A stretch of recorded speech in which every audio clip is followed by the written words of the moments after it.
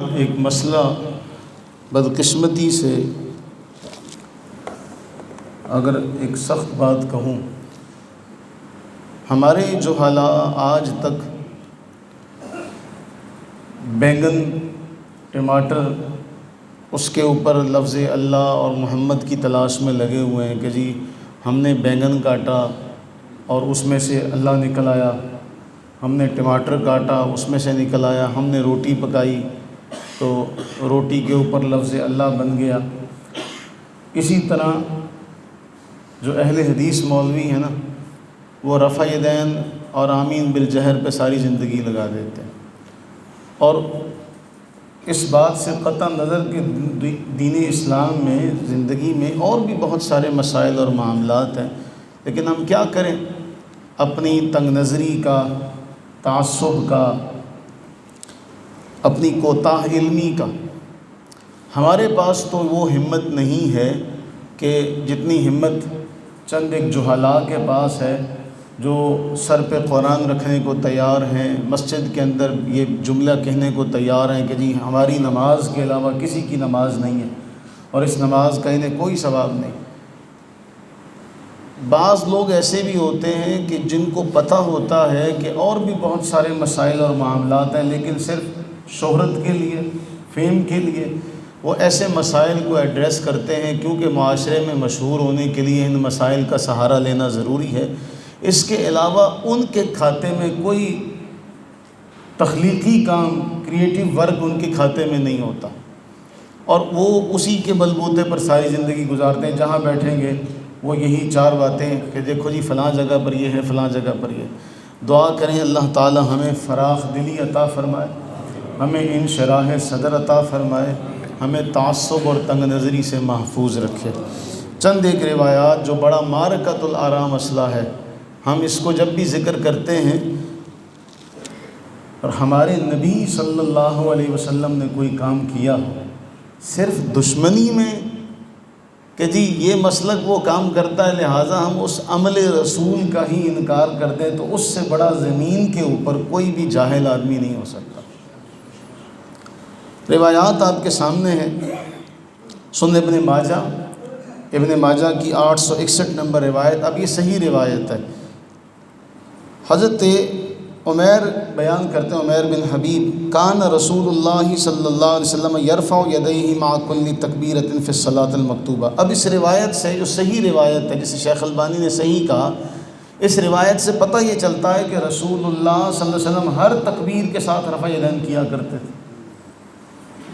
نماز میں جتنی بار بھی تکبیر پڑھی جائے گی اس کے ساتھ کیا کرتے تھے؟ رفع یدین کرتے تھے۔ صحیح حدیث ہے۔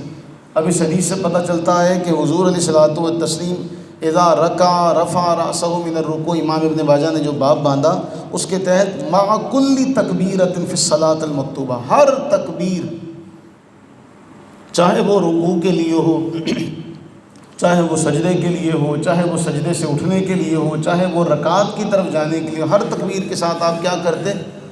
رفع یدین کرتے۔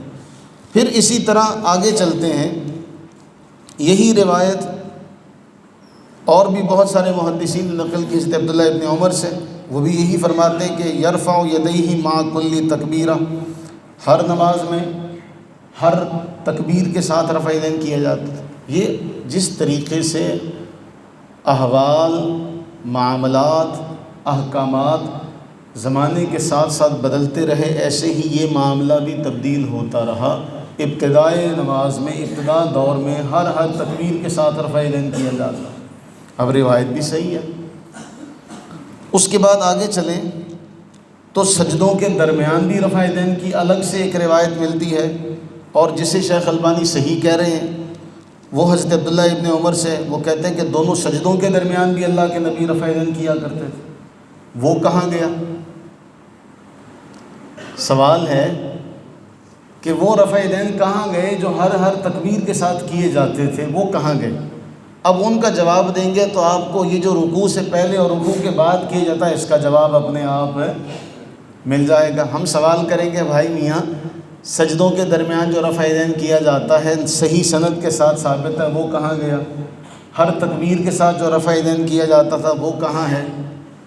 تو آپ اس کا جواب جو یہ دیں گے وہی ہمارا جواب رکوع سے پہلے اور رکوع کے بعد والے رفع الیدین کے لیے ہماری طرف سے وہی جواب ہوگا۔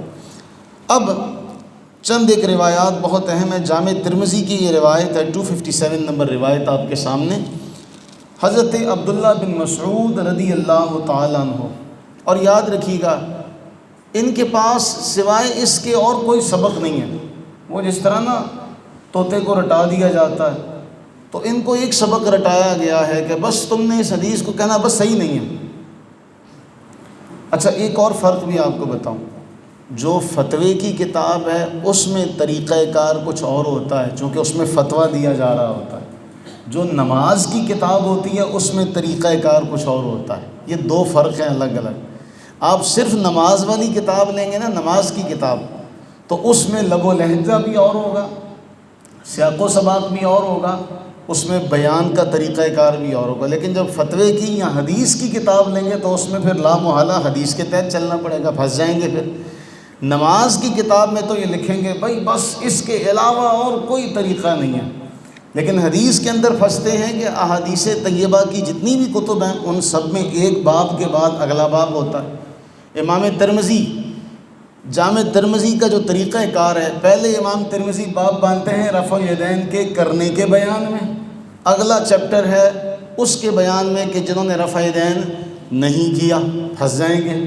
امام ابو داؤد نے بھی پہلے چیپٹر باندھا رفع الیدین کرنے کے بیان میں، اگلا چیپٹر ہے نہ کرنے کے بیان میں۔ امام نسائی نے سنن نسائی میں باب باندھا، پہلا رفع الیدین کرنے کے بیان میں، اگلا نہ کرنے کے بیان میں۔ تمام کتب میں یہی طریقہ کار ہے۔ وہاں تشریح یہ نہیں ہو سکتی کہ صرف ہم صحیح ہیں، لیکن جب نماز کی کتاب لیں گے تنہا تو اس میں کہیں گے جی اتنے فلاں صحابہ نے فلاں صحابہ نے فلاں صحابہ نے فلاں نے روایت کیا، بس یہی طریقہ ہے، اس کے علاوہ اور کوئی طریقہ نہیں۔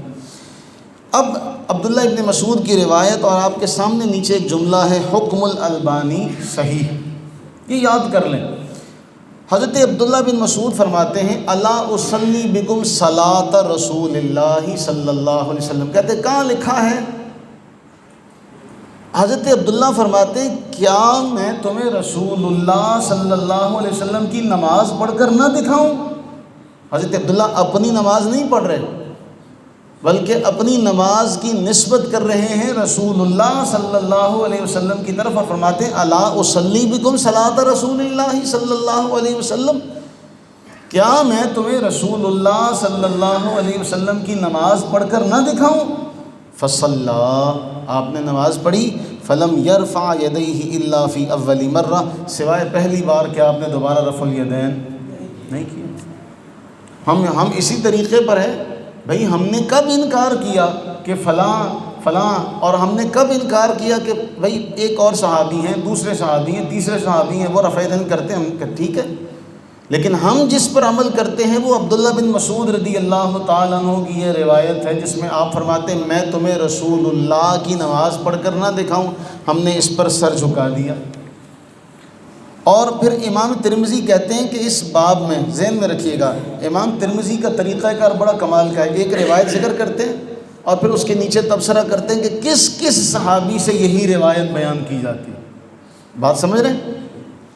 کہتے ہیں اس باب میں براء بن عازب سے بھی روایت ہے، اس باب میں براء بن عازب سے بھی روایت ملتی ہے رفع الیدین نہ کرنے کے بیان میں، اور پھر کہتے ہیں وَبِهِ يَقُولُ غَيْرُ وَاحِدٍ مِّنْ أَهْلِ الْعِلْمِ مِنْ أَصْحَابِ النَّبِيِّ صلی اللہ علیہ وسلم وَالتَّابِعِينَ وَهُوَ قَوْلُ سُفْيَانَ الثَّوْرِي وَأَهْلِ الْكُوفَةِ، کہتے ہیں صحابہ اہل علم، صحابہ تابعین اہل علم کا، اور سفیان ثوری کا اور اہل کوفہ کا اسی پر عمل ہے جو عبداللہ بن مسعود رضی اللہ عنہ کی روایت ہے۔ اہل علم صحابہ تابعین، کیونکہ جملہ ہے اہل العلم من اصحاب النبی صلی اللہ علیہ وسلم، اصحاب نبی میں سے جو علم والے صحابہ تھے ان سب کا اسی پر عمل ہے۔ پھر اسی پر آگے، اسی روایت کو لے کے آگے چلیں تو امام ابو داؤد نے، جن کا سند وفات 275 ہجری ہے، سنن ابو داؤد کے اندر یہی روایت ذکر کی۔ سنن ابو داؤد کا روایت نمبر ہے 748 عبداللہ ابن مسعود کی، اور اس کو شیخ البانی صحیح کہہ رہے ہیں۔ شیخ البانی اس کو کیا کہہ رہے ہیں؟ صحیح کہہ رہے ہیں۔ کس کی روایت کو؟ عبداللہ ابن مسعود کی روایت کو، کہ انہوں نے الا اصلی بکم صلاۃ رسول اللہ صلی اللہ علیہ وسلم، کیا میں تمہیں رسول اللہ صلی اللہ علیہ وسلم کی نماز پڑھ کر نہ دکھاؤں؟ نماز پڑھی سوائے پہلی بار کے دوبارہ ہاتھ۔ امام ابو داؤد نے بھی اسے ذکر کیا اور حدیث کا نمبر ہے 748۔ شیخ البانی اسے بھی صحیح کہہ رہے ہیں۔ ترمذی کی روایت کو بھی شیخ البانی نے کیا کہا؟ یہ بار بار میں اس لیے کہتا ہوں، ہمیں محبت ہے، اس لیے ہم یہ کہتے ہیں اگر تم اپنی محبت کے دعوے میں سچے ہو تو ہم تو ڈنکے کی چوٹ پہ کہتے ہیں کہ ہم نے شیخ البانی کی سلسلہ صحیحہ کا اسی چھت کے نیچے درس دیا۔ 3 سال ہم نے ان کی سلسلہ الاحادیث الصحیحہ پڑھی ہے، 3 سال میں۔ تو وہ چونکہ ان کی تسلی کے لیے، کیونکہ یہ نہیں نا مانتے، یہ کہتے ہیں بھئی نہیں یہ روایت کہاں لکھی، ان کی تسلی کے لیے بھئی چونکہ آپ بڑا ان کو مانتے ہیں تو انہوں نے بھی اس روایت کو صحیح کہا کہ سنن ابو داؤد میں امام ابو داؤد نے جو باب باندھا وہ باب ہی یہ باندھا کہ اس بات کے بیان میں کہ جنہوں نے اس کے علاوہ شروع کے رفع دین کے علاوہ رفع دین کی روایت نہیں۔ اب اس کے بعد آگے چلیں، تیسری روایت 751 نمبر، پیچھے تھی 748 سنن ابو داؤد 751، اس کو بھی شیخ البانی نے صحیح کہا۔ اس میں بھی یہی ہے کہ سوائے پہلی بار کے دوبارہ ہاتھ۔ امام ابو داؤد کی 2 روایتیں ہوگی سنن کے اندر، ترمذی کی 1 روایت ہوگی۔ آگے چلیں سنن نسائی کی روایت نمبر 1026، اس میں بھی اچھا مغالطہ دیتے ہیں، مغالطہ یہ دیتے ہیں ترمذی کی جب آپ روایت بیان کریں گے تو پتہ ہے کیا کہیں گے؟ کہیں گے دیکھو جی آپ بڑے ہیں کہ آپ کا مولوی بڑا ہے کہ عبداللہ بن مبارک بڑے ہیں، تو آپ کہیں گے عبداللہ بن مبارک بڑے، تو کہیں گے دیکھو جی عبداللہ ابن مبارک کہہ رہے ہیں یہ سند، یہ بات اب عبداللہ ابن مسعود کی ثابت نہیں ہے۔ تو عبداللہ ابن مبارک خود سنن نسائی کے اندر خود عبداللہ ابن مبارک سے امام نسائی نے یہی روایت ذکر کی جو حضرت عبداللہ ابن مسعود کی، جس میں روایت ہے سوائے پہلی بار کے آپ نے ہاتھ، یعنی جن کا آپ ہمیں ذکر کرتے ہیں کہ وہ یہ کہتے ہیں کہ صحیح نہیں ہے، انہی سے یہ روایت بیان کی ہے امام نسائی المتوفی 303 ہجری۔ آگے چلیں، اب کچھ باتیں جو ہے نا وہ بڑی سمجھداری کی اور بڑی اہم باتیں۔ یہ کتابیں بھی میرے پاس موجود ہیں، اگر آپ میں سے کسی نے دیکھنی ہو ان کا اسکین سامنے لگا دیتا ہوں۔ یہ کتاب جو ہے یہ پاکستان بننے سے پہلے کی ہے اور یہ اتفاقاً ہاتھ لگی ہے۔ اب اس کے صفحے اس قدر نازک ہے کہ آپ ذرا سا بھی سختی سے پلٹیں گے تو پھٹ جائیں گے۔ کتاب میں آپ کو دکھانے لگا ہوں، یہ ہے کتاب سوانح احمدی۔ کیا نام ہے کتاب کا؟ یہ اسماعیل دہلوی کے جو پیر صاحب تھے نا ان کا نام ہے سید احمد، یہ ان کی سوانح عمری پر یہ کتاب مشتمل ہے، سوانح احمدی۔ یہ میرے پاس موجود ہے اگر آپ میں سے کسی نے دیکھنی ہو۔ سوانح احمدی کا صفحہ 148، اس کے اوپر یہ جملہ ہے، یہ جعفر جو اس کے لکھنے والے ہیں جعفر تھانیسری، وہ کہتے ہیں کہ سید احمد کے خلفاء کون کون تھے، ان میں ایک سید اسماعیل ہیں، شاہ اسماعیل۔ اب شاہ اسماعیل نے جو جملہ لکھا سوانح احمدی کے صفحہ 148 پہ، ان کی یہ روایت آپ کے سامنے کہتے ہیں۔ شاہ اسماعیل کی ایک کتاب ہے تنویر العینین، وہ کتاب بھی اس وقت میرے پاس موجود ہے اگر آپ نے دیکھنی ہو۔ میں صرف اس کا ریفرنس انہی کی کتاب سے، انہی کے مورخ نے ایک ریفرنس کہا کہ ایک کتاب ہے تنویر العینین فی اثبات رفع الیدین، اس کتاب میں آپ نے بہت سی صریح غیر منسوخ حدیثوں کو جمع کر کے ثابت کیا کہ رفع یدین سنت غیر مؤکدہ ان سنتوں میں سے ہے کہ جن سے قرب الہی حاصل کیا جاتا ہے۔ رفع یدین کرنے والا ثواب پاوے گا مگر رفع یدین کے تارک پر ملامت نہ کی جائے گی اگرچہ عمر بھر نہ کرے۔ وہ ہمیں نہیں مانتے، اپنے ابا جی کی بات ہی مان لو کہ تمہارے بڑے بزرگ، تمہاری جماعت کے بڑے بزرگ شیخ نے لکھا کہ اگر کوئی نہیں کرتا ساری زندگی نہ کرے اس کو کچھ کہہ نہیں سکتے، اور تم ممبروں محراب پر بیٹھ کر مسجدوں میں بیٹھ کے دوسروں کو مغلظات بکتے ہو اور دوسروں کے بارے میں کہتے تمہیں مکھی اور مچھر کے پر کے برابر بھی اجر نہیں ملے گا۔ کہاں سے اللہ نے تمہیں کون سا علم عطا کر دیا جس کی بنا پر تم اگلے کے بارے میں اتنی بڑی باتیں کرتے ہو؟ اور پھر میں وہ چاہتا نہیں ہے ویڈیو دکھانا، ورنہ میرے پاس موجود، اور میں یہ دل کر رہا تھا کہ آپ کو دکھاؤں۔ وہ کہتا ہے جی میں یہ حلف دینے کو تیار ہوں، اور اگر اس کے بعد بھی کسی نے نہیں کیا تو میں اس کا گریبان پکڑوں گا۔ میں نے اس پر تبصرہ لکھا، انشاءاللہ قیامت کا دن آئے گا تو میں اللہ کے گھر کھڑا ہو کے کہتا ہوں میں آپ کا گریبان پکڑوں گا کہ آپ نے ان احادیث طیبہ کا انکار کیا جن احادیث طیبہ پر احناف آج تک عمل کر رہے ہیں۔ شاہ اسماعیل نے لکھا، یہ کیا ہے سنتیں، کیا ہے غیر موقدہ، اور کہتے ہیں ساری زندگی کوئی نہ کرے اس کو ملامت۔ تو یا تو آپ نہیں صحیح یا آپ کا یہ بزرگ عالم نہیں صحیح، دو باتیں ہیں، یا تو یہ نہیں صحیح یا آپ نہیں صحیح، کیونکہ وہ کہتے ہیں ساری زندگی نہ کوئی کرے اس کو ملامت نہیں کی جائے گی، آپ تو لٹھ لے کے دوڑ پڑتے۔ پھر اگلا حوالہ فتاوی ثنائیہ، ثناء اللہ امرتسری، بہت بڑے ان کے بزرگ اور بڑا علمی فتاوی ثنائیہ، اور اس کی یہ تالیف کی ہے مولانا داؤد راز صاحب نے کی ہے۔ فتاوی ثنائیہ کے اندر یہ بات موجود ہے، وہ کہتے ہیں اہل حدیث کا مذہب ہے، کیا کہتے ہیں، اہل حدیث کا مذہب ہے کہ نماز میں رکوع کرتے ہوئے اور اس سے سر اٹھاتے ہوئے دونوں ہاتھ مثل تکبیر تحریمہ کے کانوں تک اٹھانے مستحب ہیں۔ کان تک اٹھانے کیا ہیں، مستحب ہیں۔ نیچے چل کے لکھتے ہیں رفع یدین ایک مستحب امر ہے جس کے کرنے پر ثواب ملتا ہے، نہ کرنے سے نماز کی صحت میں کوئی خلل نہیں آتا۔ یہ فتاوی ثنائیہ، نہ کرنے سے نماز کی صحت میں کوئی خلل نہیں آتا۔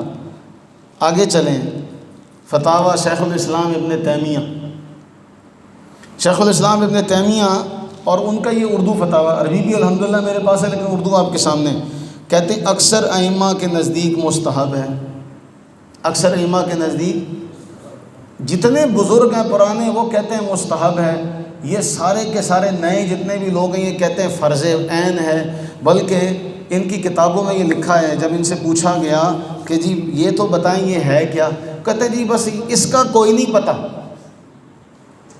میرے پاس کتاب موجود ہے، فتویٰ موجود، اس کا کوئی نہیں پتہ کہ فرض ہے کہ واجب ہے، بس کرنا ہے۔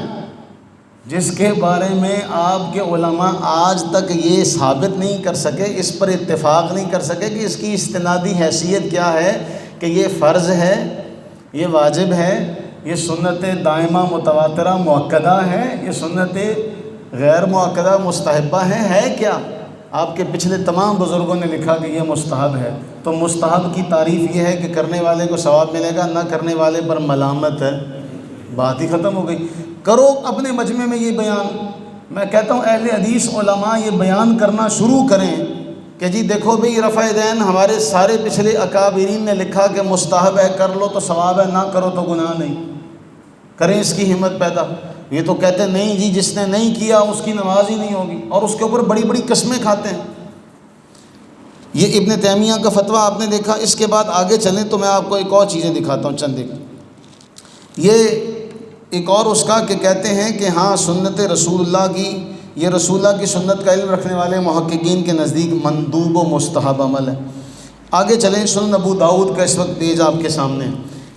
یہ تبصرہ اس لیے آپ کو دکھا رہا ہوں کہ ان کے محشی اہل حدیث شارح محشی انہوں نے اس حدیث کو صحیح کہا جو حدیث آپ کے سامنے ہے۔ امام ابو داؤد نے نقل کیا، سنن ابو داؤد میں 748 نمبر ہے، اس کو ان کے محقق نے لکھا کہ یہ روایت صحیح ہے۔ کیا لکھا؟ صحیح ہے۔ پھر کہا سنن ابو داؤد کا صفحہ 512، اس پہ بھی لکھا کہ رفع یدین مستحب ہے، فرض یا واجب نہیں ہے۔ کیا ہے؟ فرض یا؟ تو عزیزو دنیا میں اور بڑے مسائل پڑے، ان مسائل پر کیوں نہیں بحث کرتے، ان مسائل پر کیوں نہیں الجھتے؟ بھئی دنیا میں سود کا معاملہ ہے اور بہت سارے معاملے ہیں، ہمارے ہاں بے حیائی کا معاملہ بڑا ہے، تو تم ان مسائل پر کیوں نہیں گفتگو کرتے؟ آج آ کے ہر ایک کو یہی ایک مسئلہ آتا ہے اور وہ اسی کو لے کے آگے چل پڑتا ہے۔ پھر ایک اور اگلے حوالہ، نماز کے مسائل، یہ ان کی مشہور کتاب ہے اور فضیلت الشیخ سید ثابت نے یہ لکھی ہے۔ اس میں بھی یہ لکھا کہ نماز کے 4 مقامات پر رفع الیدین کرنا مستحب ہے۔ کیا ہے؟ ہم یہ کہتے ہیں کہ بھئی آپ کے سارے علماء نے کہا تھا مستحب ہے، تو آپ اس کو کہتے ہیں یہ فرض یا واجب ہے، تو پھر آپ اپنے علماء کی مخالفت کر رہے ہیں۔ پھر اس سے آگے چلے فتاوی نظیریہ۔ اب میں آپ کو قول فیصل کے فیصلہ کرنے والا قول فتاوی نظیریہ میں سید نذیر حسین صاحب دہلوی خود فرماتے ہیں کہ رفع یدین میں جھگڑا کرنا تعصب اور جہالت کی بات ہے۔ کس کی بات ہے؟ تعصب اور ہم تو یہ کبھی نہیں کہہ سکتے کہ جس نے رفع یدین کیا اس کی نماز نہیں ہے۔ جو بھی حدیث کا علم رکھتا ہے وہ کبھی یہ بات نہیں کہے گا کہ جس نے رفع یدین کیا اس کی نماز نہیں ہے، اور نہ ہمارے علماء یہ کہتے ہیں۔ ہاں آپ یہ کہتے ہیں کہ جس نے رفع یدین نہیں کیا اس کی نماز نہیں ہے۔ انشاءاللہ قیامت کے دن دلیل کا آپ سے سوال ہوگا کہ بتاؤ کیا ہے دلیل اس کی کہ تمہیں اتنی بڑی بات کی۔ تمہارے سارے علماء نے لکھا کہ علماء حقانی پر پوشیدہ نہیں ہے رکوع میں جاتے وقت، رکوع سے اٹھتے وقت رفع یدین کرنے میں لڑنا جھگڑنا تعصب اور جہالت سے خالی نہیں۔ لیکن ان کا ہر مفتی لڑتا جھگڑتا ہے، تو ان کا ہر مفتی جب اس پہ لڑتا ہے تو اس کا مطلب یہ ہوا کہ وہ تعصب سے بھرا ہوا ہے۔ اور کیونکہ مختلف اوقات میں رفع یدین کرنا نہ کرنا دونوں ثابت ہیں، کرنا نہ کرنا، اور دونوں طرح کے دلائل موجود ہیں۔ شیخ عبدالحق محدث دہلوی نے فریقین کے دلائل بیان کر کے لکھا کہ دونوں طریقوں کو ماننے کے سوا کوئی چارہ نہیں ہے۔ تسلی ہو گئی؟ دونوں فریقوں کو ماننے کے سوا کوئی چارہ نہیں ہے، آپ کسی طرح نہیں کہہ سکتے۔ اب ان کے جدید دور کے جو مفتی ہیں فتاوی محمدیہ، وہ کہتے ہیں یہ سنت مؤکدہ ہے، 2 صفحوں پر۔ پہلے کیا لکھا؟ سنت مؤکدہ، پھر آگے لکھا واجب۔ پہلے کیا لکھا؟ پھر لکھا واجب۔ اس کے بغیر نماز باطل ہے، اس کے بغیر۔ پھر کہتے ہیں نہیں یہ محکم اور سنت ثابتہ ہے، اور نماز صحیح نہیں ہوتی جو سنت کے مطابق پڑھی جائے، اگر وہ سنت کے مطابق نہ پڑھی جائے صحیح نہیں ہوتی۔ تو سنت کہتے ہیں جی یہ اس کے بغیر نماز باطل ہے۔ اب جب یہ لکھا تو کہنے لگے، سوچا دل میں کہ پھنس جائیں گے، تو آگے چل کے لکھا نہیں ہم یہ نہیں کہتے، ہم کہتے ہیں یہ سنت ثابتہ ہے، محکم ہے۔ تو بھائی آپ کیوں عوام کو اس مسئلے پر لڑاتے ہو؟ ہم یہ کہتے ہیں ایک سادہ سی بات یاد کر لیں، روئے زمین پر رسول اللہ صلی اللہ علیہ وسلم نے جو بھی کام کیا اللہ نے اس کام کو مرنے نہیں دیا، اللہ نے اس کام کو مرنے نہیں دیا، اللہ نے اس ادا کو فوت نہیں ہونے دیا۔ پوری دنیا میں نبی صلی اللہ علیہ وسلم کے تمام طریقوں کو قیامت تک کے لیے امر کر دیا، تاکہ قیامت تک رسول اللہ صلی اللہ علیہ وسلم کے تمام معاملات اسی طرح چلتے رہیں جس طرح رسول اللہ صلی اللہ علیہ وسلم کی زندگی میں چل رہے تھے۔ ہمارا یہی عقیدہ، اس لیے آپ سے بھی کوئی بات کرے تو آپ اسے بھی کہیں بھائی تمہارا عمل بھی حدیث سے ثابت ہے، لیکن اس کا یہ معنی نہیں کہ ہم حدیث سے تہی دامن ہیں، ہم بھی حدیث کے اوپر ہیں۔ اور الحمدللہ ہمیں اس بات پر ناز ہے کہ ہم عبداللہ ابن مسعود رضی اللہ تعالیٰ عنہ، وہ شخصیت جن کے بارے میں کئی بار آپ سے ذکر کیا، اور ہم جب یہاں نام لیتے ہیں تو آپ سب کا چہرہ کھل اٹھتا ہے کہ یہ تکیے والے، مسواک والے، جوڑوں والے، ان سے بڑا بھی کوئی نبی علیہ السلام کے قریب رہ سکتا ہے کہ جب رسول اللہ صلی اللہ علیہ وسلم کو مسواک کی طلب ہوئی، مسواک انہوں نے پیش کر دی، جہاں نبی صلی اللہ علیہ وسلم بیٹھے انہوں نے تکیہ پیش کر دیا، جہاں نبی صلی اللہ علیہ وسلم بیٹھے وہاں آپ کے جوڑے اٹھا لیے۔ اتنا بڑا آپ کا خادم، اور وہ روایت کرے کہ نبی صلی اللہ علیہ وسلم کی تمہیں نماز پڑھ کر نہ دکھاؤں۔ اب دیکھیں نا، ایک آدمی ہے وہ یہ کہے ہم سے کہے کہ یار تمہیں اپنے دادا جان سے کتنا پیار تھا، ہم کہیں بڑا پیار تھا، تو وہ کہے میں تمہیں تمہارے دادا جان کی کچھ باتیں بتاؤں، اور اس نے خود ہمارے دادا کو دیکھا تک نہ ہو، تو آپ اس کی بات کو لے لیں گے؟ ہاں، اگر آپ سے وہ بندہ کہے، اس کا یہ مطلب نہیں ہے کہ وہ جو صحابہ رفع الیدین کی روایت کرتے ہیں وہ صحیح نہیں، ہم کہتے ہیں وہ بھی صحیح ہیں۔ اب آپ اس پہ سوال کریں یہ کیسے ممکن ہے کہ رفع الیدین کرنے والا بھی صحیح ہے نہ کرنے والا بھی صحیح ہے، کہ ایسے ممکن ہے؟ میں آپ کو ایک اور اس کی دلیل دیتا ہوں، آپ کو سمجھ آ جائے گی بھی کیسے یہ سارے کام کرنے والا بھی درست ہے نہ کرنے والا بھی درست ہے۔ 3 طریقے ہیں تکبیر تحریمہ کے لیے ہاتھ اٹھانے کے۔ کتنے طریقے؟ دیکھیں، ایک طریقہ ذکر کیا جاتا ہے کہ جیسے ہی آپ کی آواز بلند ہوگی آپ کے ہاتھ اٹھیں گے، اللہ اکبر، پہلا طریقہ اللہ اکبر، جیسے آپ کی آواز نکلی ایسے ہی آپ کے ہاتھ، یعنی آپ کی آواز کے ساتھ ساتھ آپ کے ہاتھ حرکت میں آئے۔ دوسرا طریقہ اللہ اکبر، تکبیر پہلے کہی، ہاتھ۔ تیسرا طریقہ اللہ اکبر۔ ان تینوں طریقوں میں فرق ہے کہ نہیں؟ یہ تینوں ہی حدیث سے ثابت ہیں، یہ تینوں ہی حدیث سے ثابت ہیں۔ اس بارے میں علماء کہتے ہیں کسی پر بھی عمل کر لیں گے اللہ کے نبی علیہ الصلوۃ والتسلیم کی حدیث سے ثابت ہو جائے گا۔ اسی طرح یہ معاملہ ہے، اللہ سے یہ دعا کریں، میں اس بات سے ڈرتا ہوں، ان کو تو شاید یہ خیال نہ آتا ہو، ہمیں آتا ہے کہ غیر مسلم جب دیکھتے ہوں گے تو وہ کہتے ہوں گے کیسے مسلمان ہیں، اپنے نبی کی ہی اعمال کی جو باتیں ہیں عمل کی، اس پہ یہ لوگ لڑ رہے ہیں۔ اگر ہم تھوڑا سا غور کریں، اگر کسی نے ساری احادیث پڑھی ہوں وہ تو کبھی یہ نہیں کہے گا بھی ہمارا عمل حدیث سے ثابت ہے، اگلے کا عمل حدیث سے ثابت نہیں۔ جس طرح ابھی ہم نے پہلے چند دن پہلے ذکر کیا، اقامت کھڑے ہو کے پڑھنا بھی، کھڑے ہو کے سننا بھی درست ہے، بیٹھ کے سننا بھی درست ہے، اس میں وسعت ہے۔ اسی طرح ہاتھ باندھنے کے حوالے سے ہم نے پڑھا، امام ترمذی فرماتے ہیں جو ناف کے اوپر باندھتے ہیں وہ بھی، جو ناف کے نیچے باندھتے ہیں وہ بھی، اس میں وسعت ہے۔ یہ خوبی ہے اسلام کی۔ آپ اس کو تنگ نظری کا ذریعہ نہ بنائیں کہ آپ کہیں کہ جو ہمارے رستے پر ہیں وہ تو صحیح ہیں اور جو دوسرے رستے پر ہیں وہ سارے غلط ہیں۔ یہ طریقہ کار تقسیم کرنے والا امت کو ہم اس کو مناسب نہیں سمجھتے۔ ہم کہتے ہیں کہ جس طریقے کے فتنے کے دور سے ہم دو چار ہیں، آپ کو چاہیے لوگوں کو جمع کریں۔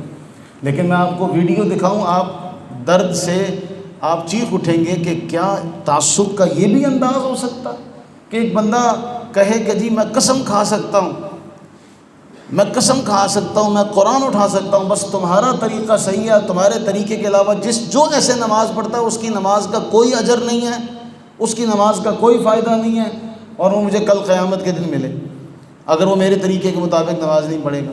تو آپ تھوڑی سی زحمت کریں، آپ ایک قدم آگے اٹھا کر کہیں کہ ہم عبداللہ ابن مسعود کی، براء بن عازب کی روایات کو نہیں مانتے جو آپ نے روایات بیان کی، تو آپ انکار حدیث کریں آگے بڑھ کے۔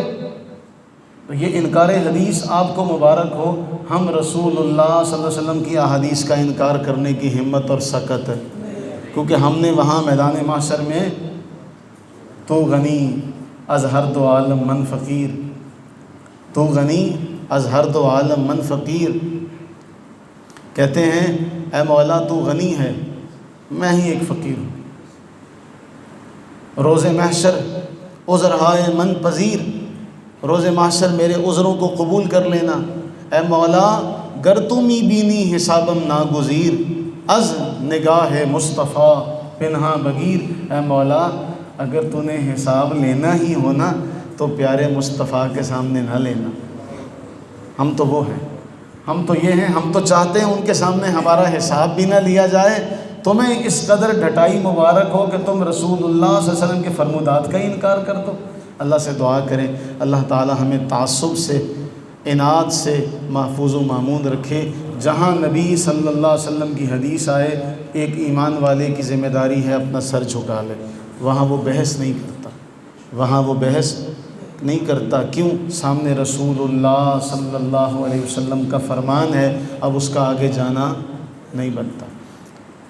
اس لیے عزیزو ان تمام مسائل پر ہم ڈرتے ہیں، گفتگو نہیں کرتے کہ کہیں ایسا نہ ہو کہ ہماری بات سے کوئی اگلا بندہ غلط نتیجہ نکال لے۔ اسی لیے ہم نے بار بار اس مسئلے کو سمجھایا، ہر سال سمجھایا کہ یہ بھی ثابت ہے، یہ بھی ثابت ہے، اور یہ سب کے سب راستے جاتے ہیں رسول اللہ صلی اللہ علیہ وسلم کی بارگاہ تک۔ کوئی رفع دین کر کے وہاں پہنچے گا، کوئی رفع دین نہ کر کے وہاں پہنچے گا، کوئی حضرت وائل کے پیچھے جا کے پہنچے گا، کوئی حضرت عبداللہ ابن مسعود کے پیچھے جا کے پہنچے گا، جانا سب نے وہیں پر ہے۔